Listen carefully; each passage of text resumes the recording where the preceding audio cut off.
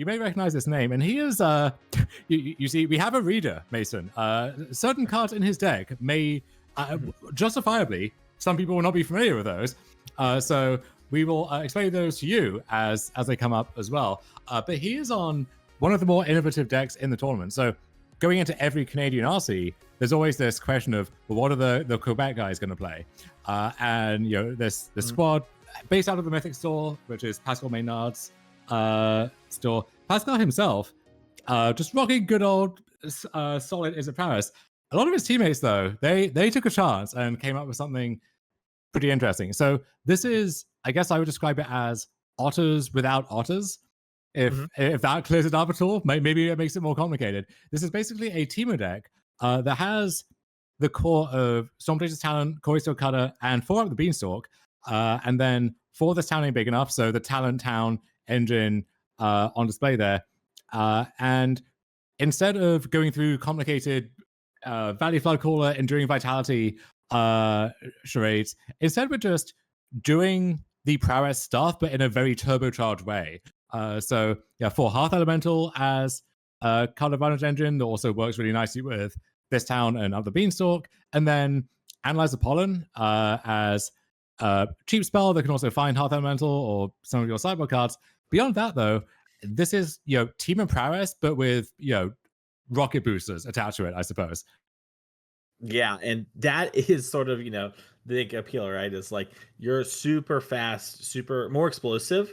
And you also don't have cards like, you know, Monster Swift Spear that randomly get caught by stuff. So you are dodging some of it. So it's be interesting to see how it plays here as Kevin starts things off with the Spiral of Canal. End of Alexandra's turn. We're going to cast off a Surveil Land. Now, we didn't talk about it. It's just got control for Alexandra over here on your left.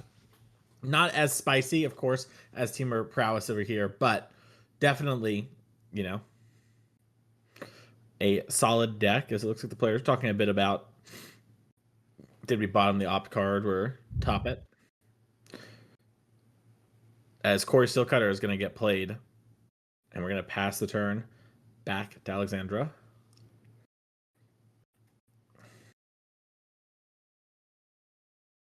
Looks like she has a couple spot removal spells. But just has to play this Surveil Land for now. Leaves the card on top. And again, the only creature in Kevin's deck is Hearth Elemental, right? So if you get full value from that, it's not enough for you by the time it maybe eventually eats a removal spell. Other than that, though, you know, you have sources of pressure, but it's Cutter, it's Talent, it's replaying those after you bounce them already. It's stuff which, you know, just a parade of Get Lost and Torture Towers or whatever does not line up well against at all.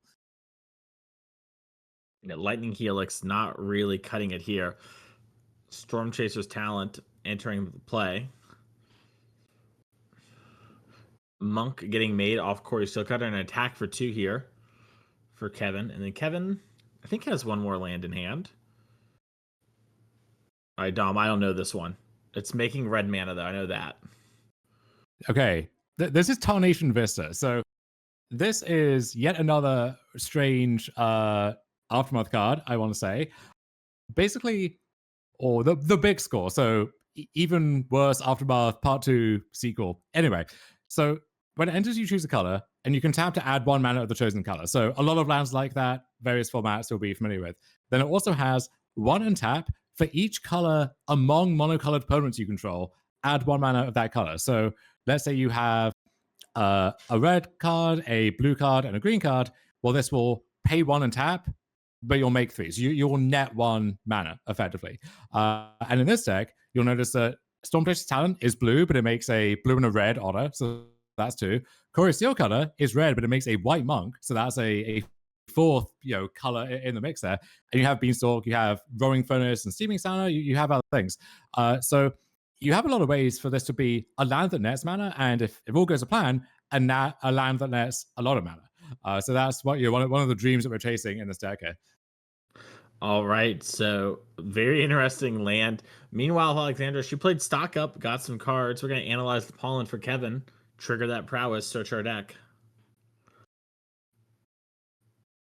And in this case, no evidence collected, so this is just digging up a basic, but that's going to be a prowess trigger. And kind of similar to the Izzet decks, right? Like when you're just trying to cast spells, a cantrip of sorts is that's totally fine. So yeah, here's a second analyze, just digging up yet another basic, but that would be enough to get a new monk and pump the existing monk too, and set us up for the future.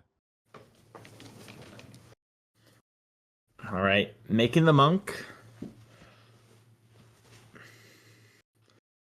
I think there might be some verbal, just like, hey, this is, the new monk's attached.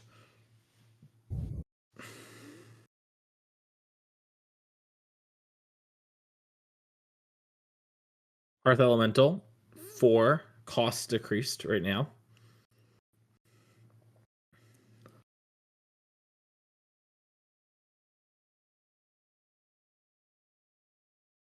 Maybe not on the monk. Not sure why it wouldn't have attacked. Unless it's split up we're playing around.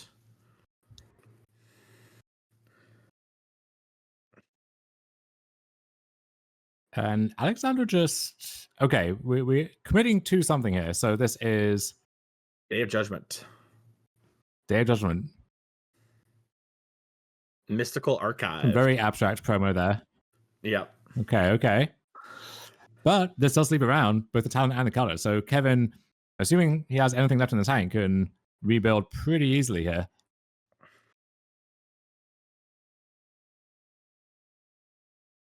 A lot of lands in hand, although we did, do a lot of searching of lands too, so all's fair there.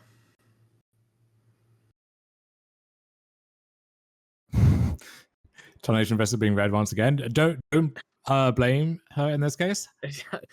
I don't blame it. It is anyone. a weird card. This town ain't big enough. It's gonna pick it up and then replay it. Trigger the Quarry Steel Cutter.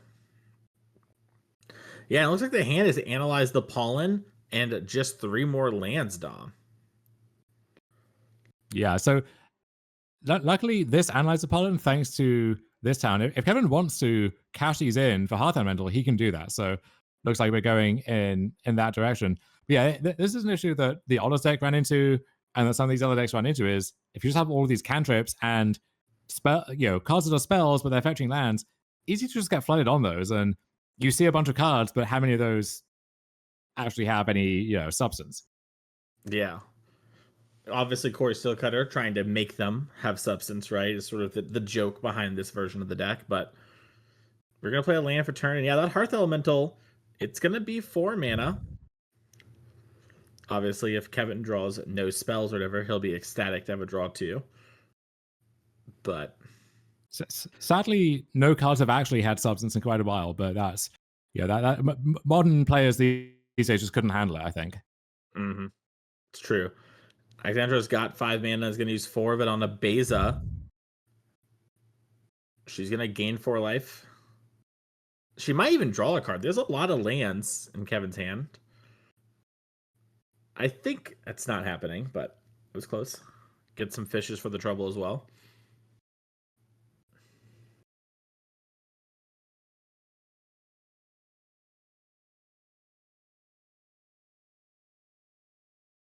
Fishy, fishy, fish.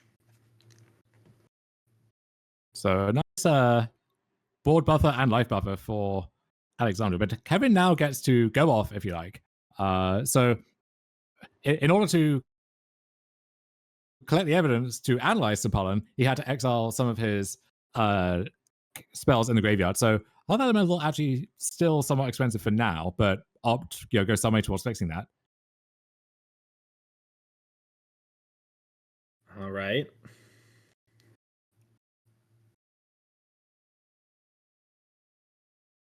I didn't quite make it. Did we get opt into opt a little on the house when it comes to the Hearth Elemental?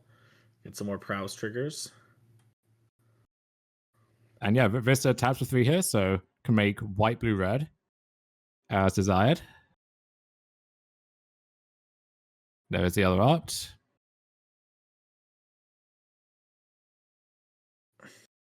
Okay, this time not attaching makes a lot of sense because there's a Beza in the way.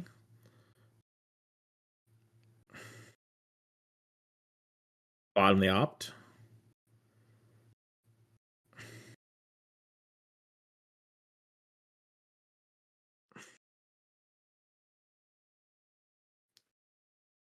3 mana. And yeah, Kevin really not much left over, but luckily Stoke Genius. So the adventure mode of Health Elemental can give him some redraws or something new and be a pretty beefy threat as a follow up.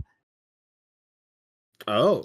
Oh, there's Roaring Furnace. Okay. So this is another card which is just a nice removal spell, but can also be bounced with this town. And also, there's a draw engine going long. If you cast a 5 mana mode, that will trigger your Beanstalk. So just a really nice, flexible card.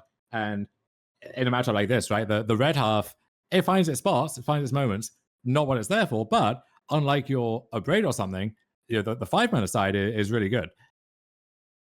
Yeah, it's really helpful. Just, those games go long, just getting all those extra cards can be massive. And there's the Hearth Elemental on the adventure mode. We draw an Up the Beanstalk and a Torch the Tower. An attack in here with a huge Corey Steelcutter token and a huge Otter. I do believe we trample for 1, thanks to Corey Steelcutter. So now, let's say Alexandra finds one of her 2 lockdowns, which would be the ideal response. At that point, I mean, Kevin untaps, plays Beanstalk, draws a card, plays Hearth Elemental for 1 mana for exile, draws a card, and then really any good draw among those, he can keep the chain going and still be pretty far ahead. And that's assuming Alexandra has the ideal response, which her hand has a lot of stuff going on, a lot of good defensive cards, but I think nothing that deals with all of this nonsense, if you want to call it that. Yeah, I mean, that's kind of, how Kevin's deck looks, but it's sort of a well-oiled machine, right? We're seeing how all the pieces interlocked in really effective ways, and, some unconventional choices going on, but, putting up a good showing so far, at 5-1-1. All right, into the Dragon Storm we go. Discard this 3 steps ahead.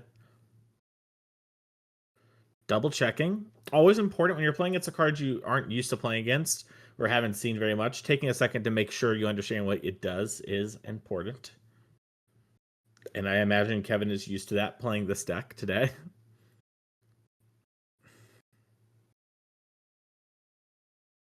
Dom, we need to settle the wreckage in Standard, I think.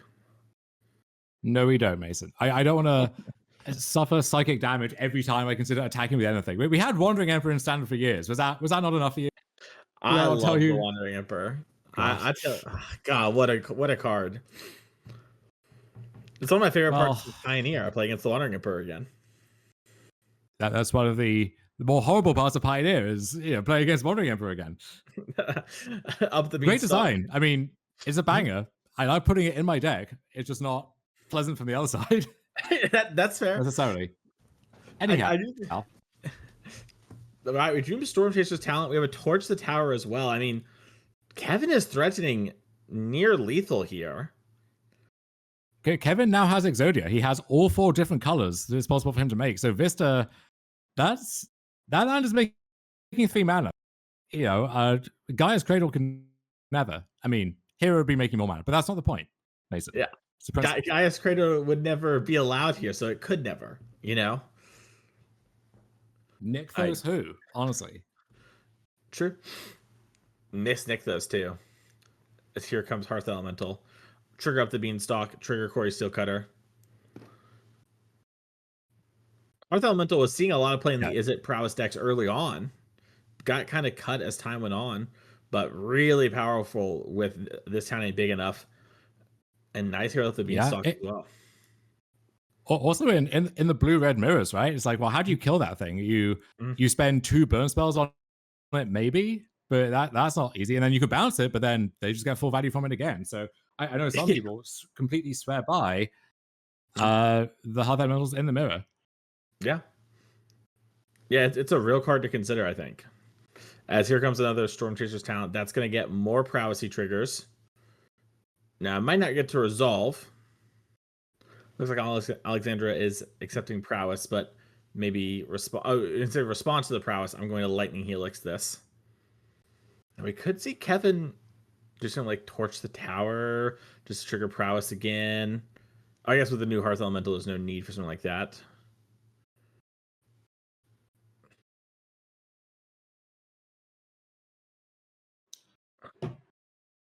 One, 2, 3, 6, 9 damage, I think. That's what we're at currently.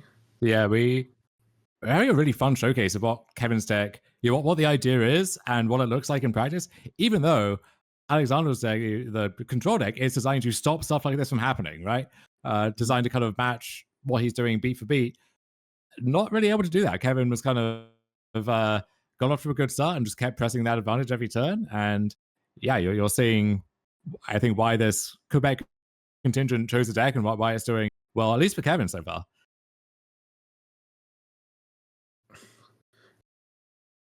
So some timing back and forth with Torture Tower, Prowess triggers. Okay, so I all think of that good stuff. Yeah, I think what Kevin was saying is I'm going to target my own monk, but sacrifice it to the bargain.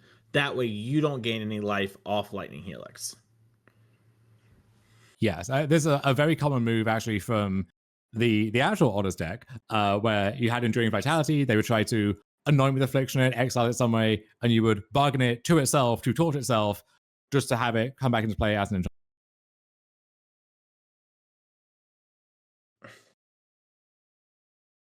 Yep, and that's yeah, Kevin gonna take a fast game one. Wow.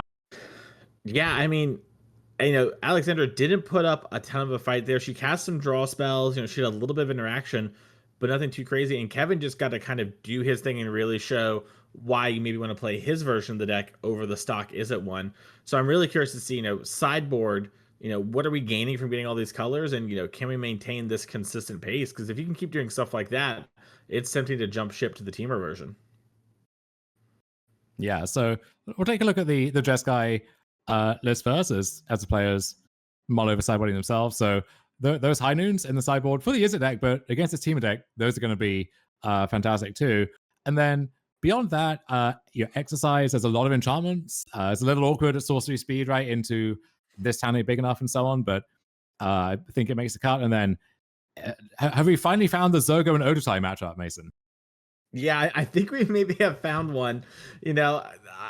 I would just be bringing it in every time. It's like it's gotta be good somewhere. It's in my deck, the original Jeskai Dragon Control deck. Back from Team Handshake at the Arena Pro Tour. I was going to say, do you remember when allegedly Zergo and Odotai was broken in Standard? I do. I also remember that was the worst showing of Team Handshake ever in Magic. But you can't always get it right. It was helpful. It was humbling. Yeah, I really do wonder what that card is for. It doesn't seem like it's for anything, but I think I lack vision. I think it's just if you decide you want to be more assertive in some way, right? It does that, doesn't care about removal, doesn't really ask much of you or about your opponent. It just kind of comes in and beats them up. I don't know.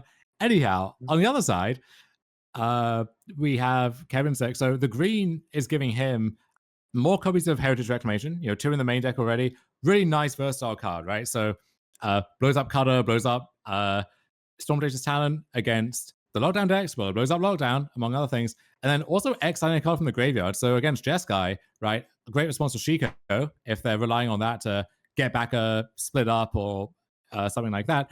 Also, against Omni, which is one of the better decks and typically quite a bad matchup for a deck like this. Well, just having Heritage Reclamation means you now have a thing to dig for, which is very tough for them to beat in game one. So going to see more of that. Change the equation. Really nice against all the red cards to make this Jeskai instead of Azorius, right? So Shiko, Lightning Helix, but also even just stuff like No More Lies or Rolling Dragonstorm or whatever. Like there's enough cheap spells. Cheap spells are really good, it turns out. That card's good anyway. And then, Disdainful Stroke if he wants it, some Floodmoors. I actually like Keen-Eye Curator. I think this card, again, it's more for like the dedicated graveyard decks, but I think really nice alternate threat in general. Very underrated card just across all formats, and can harass Shiko, gets to a 7/7 like shockingly quickly, and then it's kind of out of range of everything. So would consider that. Obviously, would defer to Kevin, which always thought more about it than we have here. But that's where I'd be looking. How about you? Yeah, I think those things make a lot of sense to me. I'd be doing very similar things. Nothing's, I'm not looking at this here and seeing anything that makes me like want to pivot. And I feel like our core deck is also not super bad here. We have some cards we want to get rid of, obviously, but we have a couple of cards that kind of seem like it's a little clean in and out and then call it a day. and just play this same game plan that's been pretty good against these control decks. Obviously, they're kind of favored against Corey Cutter stuff of normal, but the differences in our deck, I think, make a real difference. So, this is a cool deck, and I wonder, had this RC been before the Estates, would players have really adopted this deck? I'm Oh, not sure it's better than Is It, but it's cool. if I knew of this, I would have kicked the tires on this for sure, and Mhm. maybe I would not have got the results that they clearly did to all embrace it. But it's certainly worth a league of your time at minimum, Mhm. Yeah. What's the worst that happens? You have fun. You right? lose a game. Oh no. Sorry, you were testing for your big serious tournament. Jeez. Yeah. Yeah, if I lost a game in testing, how could I ever register a deck dom? I need to 5-0 league, maybe twice if I'm lucky. That's why you just don't test. You just pick a deck that looks cool and has good vibes, and just see what happens. Hope for the best. That's true. In the words of Misplaced Ginger, if I don't know the play in 30 seconds, I don't know the play. So if I don't know my deck in probably 30 seconds, I just don't know my deck. So no point in testing. That man has some good koans of wisdom to just let watch. Yeah. And he qualified for all the side events tomorrow, so there's definitely a lot to trust in there. Hey, I've qualified for many a classic in my time, as you well know. So there's no shame in that at all. There's no shame. Most of the room has to do it. As I just noticed, Alexandra 5-0-2. Could Yeah, get a draw here. It's still could 6-0-3 and make day two is all I'm saying. Kevin could be 5-1-2. Dominant. Yes, well, we're not. Has a long way to go to match the record of a certain infamous character who racked up a 10:05 record at one Canadian RC. But that's impressive. Luckily, your recent policy changes mean the moment you pick up your third unintentional draw, you are escorted from the building by security on camera. So high stakes match for all involved here. A third of the console turn one into the frontier on red again. Into high noon. Alexandra means business. I have brought 2 cards. They are for this matchup. I have drawn them and I have played them on curve. Prove it to me. Prove your deck is good enough. This is now a prison deck officially. Yeah, look at this. Kevin just actually passing the turn despite having Corey Cutter.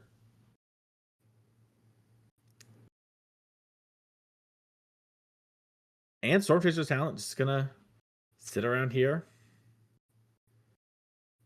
So Kevin does have at least the first Heritage Reclamation, it seems like. I imagine prioritizing the High Noon before the Authority, but Alexandra may well have a response at the ready. Yeah, just gonna take. I think I get where Kevin's coming from on this, Dom. The idea being like, okay, I'm going to hold up Heritage Reclamation so that if Alexandra goes stock up and has her quote unquote best draw, then I have a way to punish her. And I'll get her this High Noon and I'll, work through the rest of it. Authority of the Consuls is a card that buys you a little bit of time, not the whole game, not like High Noon does. And so just trying to wait for her to tap out and then catch it. But since she didn't, I'll just opt and just make my land drops, play this game. I'm not as dependent on, this High Noon card blocking me out. I have this sounded big enough, plenty of things I can get rid of it. So I'll get around to it. Yeah, you see Alexandra sort of just like, I want to play my stock up. Kind of need to play my stock up. Am I really going to tap out though? Because she also has to play around cards like Spell Pierce. So part of the idea behind the High Noon effects in this deck is the control deck has a higher curve, right? So you're kind of casting one expensive spell every turn, most likely. And expensive here is in relative terms, right? 3 mana is expensive. But if you're doing that, it's kind of hard to do that and leave a lot of mana open. And so Kevin's exploiting that. He says, if I just leave open this spell that you kind of want to counter every turn, well, if you ever do something on your turn, that's your one spell. So the shield is down, I can remove it. And if you keep just holding up mana, well, it's going to be hard for you to make all your land drops and do anything meaningful and also leave all this mana open. Whereas my deck is a bit more nimble. I can cast my one cheap spell a turn and still put you in that squeeze. All right, Alexandra's going to pass the turn back to Kevin. Just play the long. I don't think she's surveilled away any cards. You gotta put some gain life lands in your deck if that's gonna be the case, you know? That we don't you gotta get some value. You like that one, Dom? I got a little chuckle out of you there. When do we fetchable gain lands when? For any Ben Weitzes or, other Yeah. Confederates listening? Just an idea to consider. All right. In response, cast the Meringues Omen. Yeah. Oh, I think this is the end of turn, actually, not after we attacked. Yeah. Yeah. So now Kevin sees his window to maybe go for the Heritage Reclamation. So there's an interesting. All of this town ain't big enough, maybe. Yeah, so going to blow this up. There's a weird dynamic in this matchup with Shiko, right? Where at a glance, it seems like Shiko and High Noon are at cross purposes. On the other hand, I mean, sometimes you get to a point where you sack the High Noon for damage to deal 5 to something, and then just untap, play Shiko, buy it back, and maybe play some other spells in the meantime. But also, a lot of these games will revolve around, can I counter the High Noon? Can I blow up the High Noon? And if that's the case, Shiko adding a threat to the board while also getting back your best prison piece, like that actually is the ideal package. All right, stock up. Alexandra is finally stocking up, yeah. So between the Coil and Catch and now this, her hand is going to be gassed up, ready for whatever the next big fight is. But Kevin is developing a pretty nice board over there. Yeah, it's like you said earlier, right? We had Alexandra under the squeeze of sort of, if you tap out, I'm going to get you, so you have to leave your mana up and hope to set up a spot where you can do both. Now, what 2 cards did we grab? Is it something else to know here? Is so, as chat notes, the Coil and Catch, like the Omen half of Meringue, Kevin used his Sustainable Stroke on that. So that's a pretty premium piece of interaction, right? You kind of think you want to save that for some, maybe a hard cast Meringue, Shiko, something like that. So to use it there, does that tell you anything about what Kevin either is working towards or is most scared of? It makes me think that Kevin feels pretty confident about the game state, right? He wants the things to maintain the same, feels he can win the game, and might be, leaning on a card like Storm Chaser's Talent to just be picking it up as well here in a turn or two, right? And just wants to get in now, not let Alexandra sort of, figure out how she's going to get out of this situation and then try and take over the game, as Negate is going to fight over this up the beanstalk.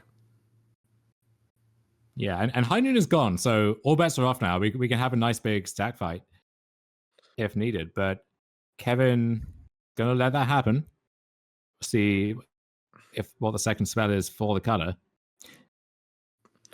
But you're right that the talent, it kind of implies this threat of, well, I'll Disable Stroke this, and then if you don't do anything big on your turn, if I have a 6th land, I'll just try and buy it back, and now we're kind of back in the same holding pattern. So by doing that, he gets good use out of it, but he almost like forces Alexandra to make a move sooner rather than later if she wants to, and maybe he thinks he has a good response lined up to that.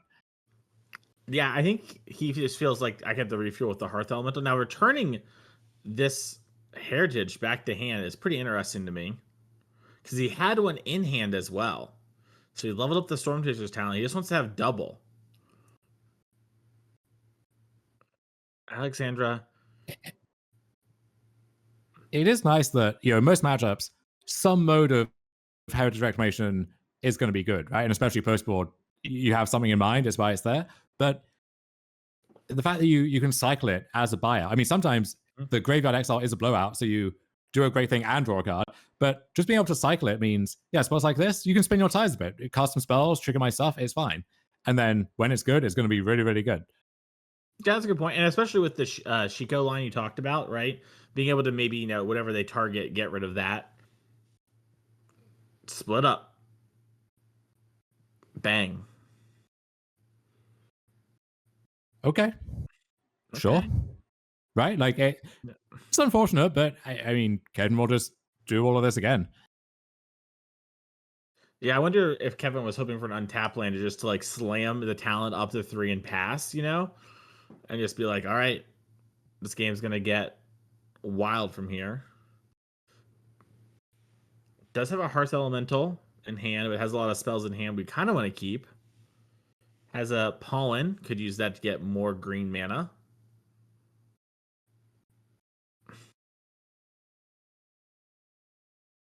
It's always so interesting to me, like when you want a pollen for, just get a land, right? Make your land drop versus like, oh, I want to save this for like a hearth elemental type thing.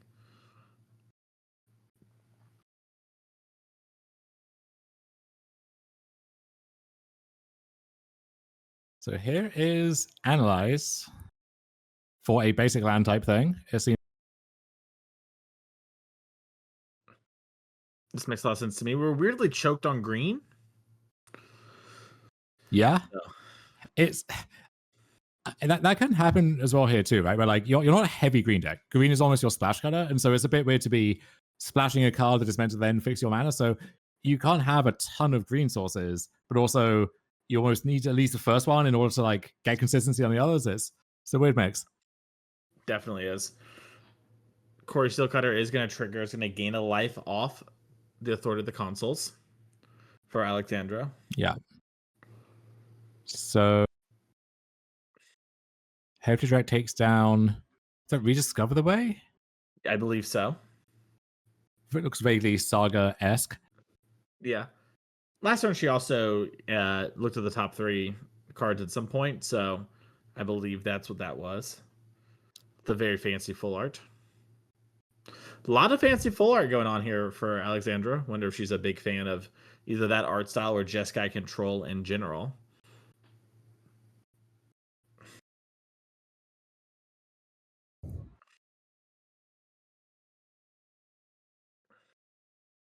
Full art planes.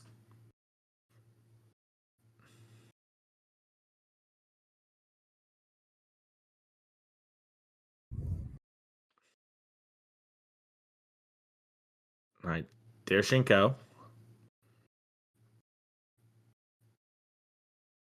A lot of different cards we could bring back here.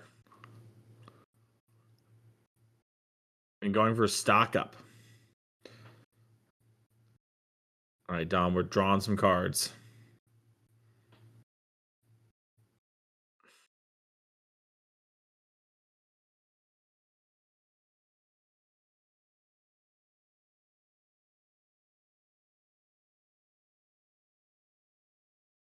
This exercise taking down Steel Cutter. That makes sense. All right. Just Tashani's Tidebinder has been in Alexandra's hand, I think, since turn 1, but it's just been so awkward to have a chance for it to do its thing.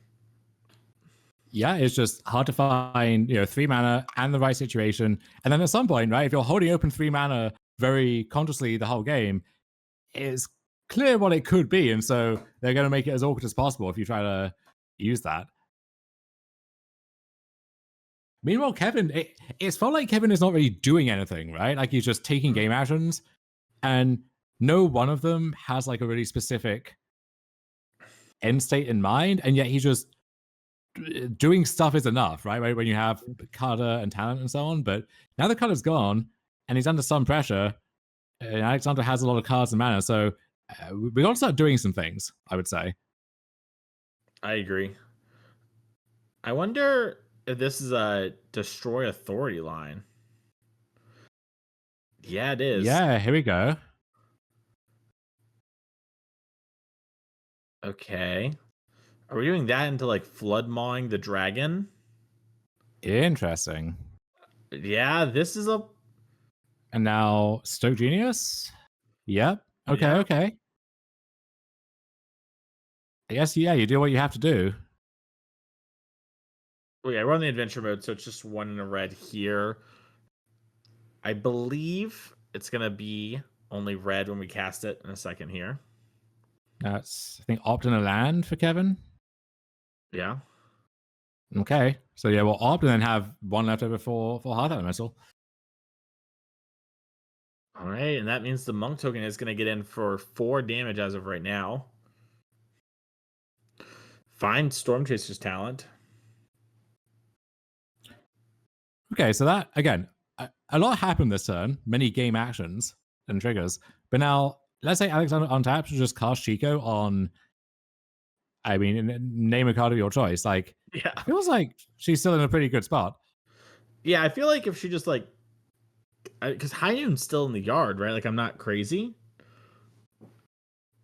Like that seems good. Even Rediscover the Way, just Yeah. getting some more cards. Like obviously Kevin's deck can do some powerful stuff, and we draw another land next turn. We can always just level up the talent and have the tier 3 of that. But all right, here's the dragon. An exercise on the Hearth Elemental. Yeah, I mean, That works Alexandra's too. yeah, this is a great. I actually really like that play. Just kill that thing. Don't worry about it. Hold up my Tidebinder, and let's not let this Stormchaser's talent level up and potentially steal this game from me.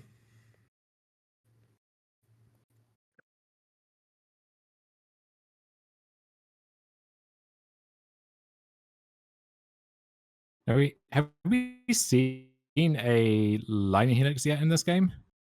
We saw one in game 1, but not in game 2. Right. Okay, this is So the I think if whole. we do get to game 3 kind of scenario, stuff like the Keen Curator or other things, just thinking about what kind of answers might be in play there. Mhm. No, that makes sense. Well, the Tidebinder, sort of an answer here. Here's another Stormchaser's talent. Of note, 18 minutes on the clock here. Both players' decks taking a lot of actions. And game Another 3 is Tarnation Vista. And both players, I would say, playing at a pretty reasonable pace from what we've seen, but there's just a lot of actions to do at such a pace. And yeah, three games of that just adds up to a lot. But it looks like that is what we're heading towards, because Meringue undoes all of Kevin's development. Alexandra gets a big attack in. Kevin now down to 8. So yeah, this has got to be another big flashy turn, or I think we're heading to a game 3. Okay, we drew the room. We can get some extra cards going now. We can also level up our Stormchaser's talent. Get back something, but what is the answer? Yeah. In a spot like this, Kevin would really want to have a card like Poor Patromation over Heritage Wreck, right? Because when you're dealing with the big flyers, so just having a copy of that you can cast and then rebuy, cast again, like that would be a really nice defensive tool. But instead, yeah, the Kevin does a lot of stuff, but doesn't add up to enough. We get to a game 3 here.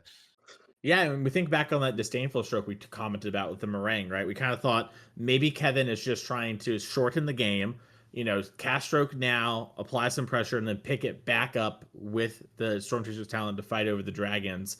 Ended up wanting to fight over the enchantments a bit, and then these dragons came down and won the game. Now, maybe the enchantments would have prevented us as well, but it's a really, kind of tricky spot there when you're firing off those disdainful strokes on the cards that aren't super stabilizing the game. Exactly. So who do you like on the play with Kevin on the play in game 3 then? My heart says I want to love the Beanstalk deck, but do you think the matchup itself bears that out? Yeah, instinctively I think Beanstalk plus like Corey Steelcutter on the play has me a bit more excited. I'm not super in love with the Jeskai deck in general, but I will say that if Kevin's game plan is just to pitter patter around a little bit like that, then I'm not super I don't think it's like super favored him. So this is one of those spots where I think I'd rather be on the play than be on a deck. And I think that at least the way the game's kind of like that. So I kind of want to lean towards the Beanstalk deck. But we just saw if she has one of her hate enchantments into a pretty reasonable turn 3 and to start slamming big cards, very easily can win the game. And we've seen that a lot today from the control decks, right, Dom? It's sort of like we start tapping out for these 4, 5, 6 mana cards, and those creatures are so big and they have pretty good impact. And if I interacted anywhere in the early turn, it just kind of typically buys me enough time. Which I do think is like a difference in control decks now to when I first started playing, it's like, Sphinx's Revelation and Teferi 5, right? Like winning was truly an afterthought. Yeah, I do like with this. We're calling it Teamer now. Including the white when it's literally the smallest possible white commitment, where it's the white pip on the card that you actually play because it's a roast, and then to even cast it, you have to name white with your Tornation Vista, or make all 4 colors of mana, including the one that look. This is a TV deck, okay? We can all agree on that. That said, I like that with this deck. You have a lot of these cards which you think of like Bitter Blossom, Jace Vryn's Prodigy, Simple Optimistic, cards that have really anchored the success of these blue decks in the past, but you see them in your opening hand, you feel like you're instantly set up for success. And so this, you have Talent, Beanstalk, and Color. That's 12 cards like that, which is a very solid amount. It's a lot. Alexandra going down to 6. Kevin happy with his 7.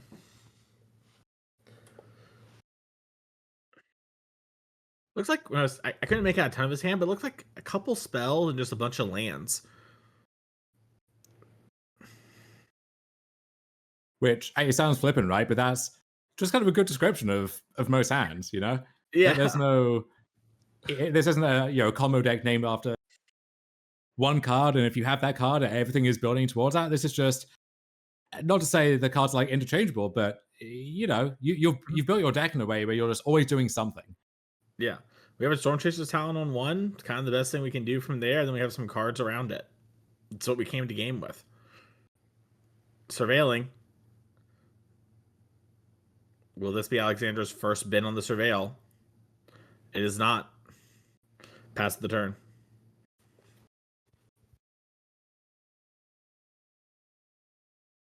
Up the Beanstalk. Attack for 2. Huge advantage rush swing here from Kevin. Authority of Consoles. This surveillance pattern is kind of interesting, right? Because she's surveilled so many times that to keep all of them, you'd think just on the numbers alone, like at least one of those would be a card she didn't want. But it's hard to point to any specific thing of, oh, well, yeah, I definitely would have been that. Yeah. I think just in the future match area, she's just had a lot of surveils that are like stock up or the 4th land I need. It's just kind of like, well, I'm not excited about drawing, like this 4th land, but also I'm a deck that needs 5 lands to really function. So here's Quarry Cutter. It resolves. Auto attacks for 2. Yeah. A very loud blue source being kept up there. So Spell Pierce has to be on the radar. Another Authority of the Consoles. We're going to rediscover the way instead, though. Yeah, and even if Kevin has the Pierce, I mean, he does use it. I kind of wonder if you're meant to just let that resolve, and if your hand is set up to just keep doing your thing, you hold that one up. I think you can close the deal before that converts into anything meaningful. Yeah, it looks like Kevin had another Spell Pierce in hand that might have been like, okay, what am I going to do? Like, I in kind that case, yeah. Yeah. I'll say this: it's the least source. I don't know. And maybe Kevin had already thought about, if rediscover the way, would I Spell Pierce this? Right. In my mind, if I was dropped in that situation, I'd want to take a second. So here's Authority of the Consoles coming down. Yeah, she has Temporary Lockdown in hand as well. But I think, correct me if I'm wrong, but I think that's a second Thundering Falls, or at least a blue-red land of some kind, underneath at the back there. So can't have the turn of lockdown and then play the follow-up Authority. So kind of has to choose. And with this approach, it's like, well, it's never really going to feel great to lock down away your own 2 authorities, right? Yeah. I think she maybe was trying to bait like a negate or something, Okay, interesting. So Floodmore with the gift on the first authority, and now maybe this is the Spell Pierce on the stock up.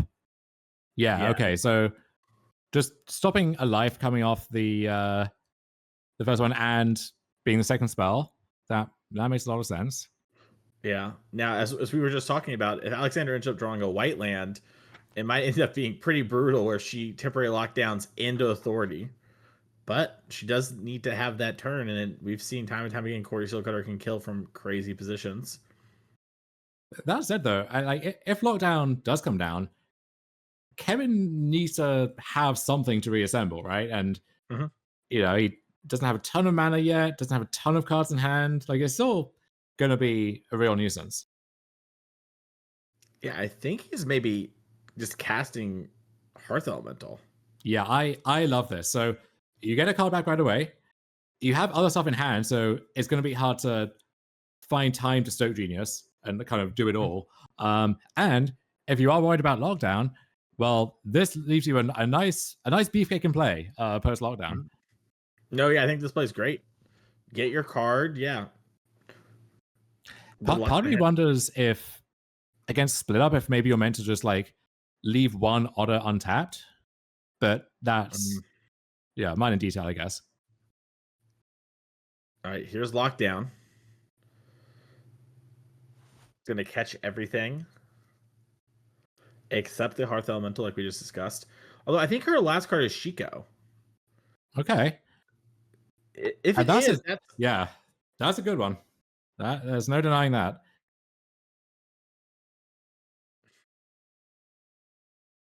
All right. Change the equation as the draw for turn for Kevin. Well, that's phenomenal. Yeah. We've ran the numbers. The equation checks out. Hearth Elemental attacks for 4. Yeah, it seems like if anything, it's the same old equation. People cast big, expensive red or green spells, and you just counter them for 2 mana, and it's great. Yeah. Nothing new about it. Thundering Falls. Please bin something. I don't care what it is. I don't care if it's wrong. I just want to see a card binned. Boo. Here's Shiko. And there's Change the Equation. All right. Alexandra is top decking. She has nothing left. My new theory, Mason, is Alexandra clearly just likes all of these alternate art cards, lots of beautiful printings of various things. And playing Surveil Lands lets you just look at more cards. You just look at the top card and be like, oh wow, that's cool. And then maybe you bid it, maybe you don't. That's immaterial. Yeah. I think if you're in those situations where you're looking like, God, I built my deck well. Next turn I'm gonna draw the perfect card. You know? It's just a moment to reassure yourself, like a pep talk mid-game, you know? So we can attack in for 4 down to 6. I'm curious to see, is this like a meringue? I'm just gonna get slammed. Okay, it's High Noon. High Noon. Okay. I mean, that does kill Hearth Elemental next turn for 5 mana, but that might be too little too late. Yeah, I mean... well, actually, no, hold on. So Kevin can just play Cutter and equip it, and now it's a 5/6. Oh, yeah, that's true. Magic is dope. Cool. All right. And it makes sense, too, why she left that when she sequenced it, the land before the Shiko, at the time wanting to, I think, make sure she drew some action. I was like, oh, I'm going to have this dragon, blah, blah, blah. But now Kevin, like you said, can just play Cutter, equip Cutter. Also puts her to 1.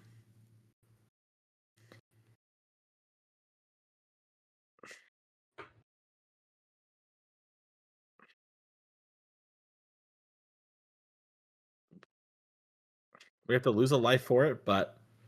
Okay, Cutter's in. There it is. All right. So I guess Beza becomes kind of one of our new best draws.